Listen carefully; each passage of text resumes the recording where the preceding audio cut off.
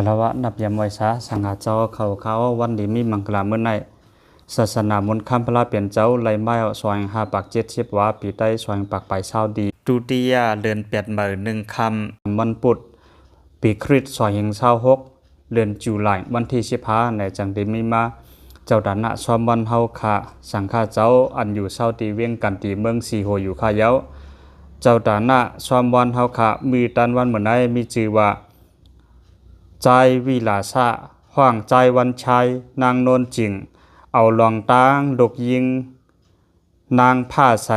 วันเกิดไหลเปียดปีเต็มจูเขากรุงเทพในเซียวแลหลุดดานมาที่เขาก็เปิดจังนั้นแลเดี๋ยววันเกิด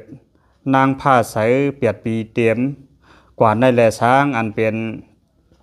ใจวิลาสะห่างใจวันชัยนางโนนจิงเขาอันเหตุการณ์อยู่ดีกรุงเทพเจมปอมแม่ลูกตั้งเฮือนตั้งเย่ให้ป้อไหลอยู่ดีกินวันกระเดียนเสื้อสามีมังกลาเต็มทนเหตุการณ์สังในก็ให้ป้อไหลแคมแดบกูลองนั้นในผิดบางเอาสังฆาเจ้าเขาสวดมนต์ย้อนสู่ปันเพราะว่าดูสบามังกลามกาถาแล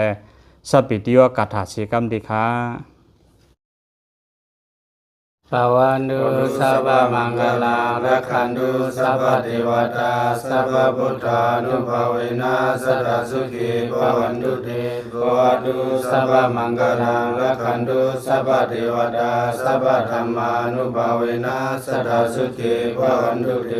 ภวตุสัพพมังคลังรักขันตุสัพพเทวตาสัพพสังฆานุภาเวนะสัทธสุขีภวันตุเต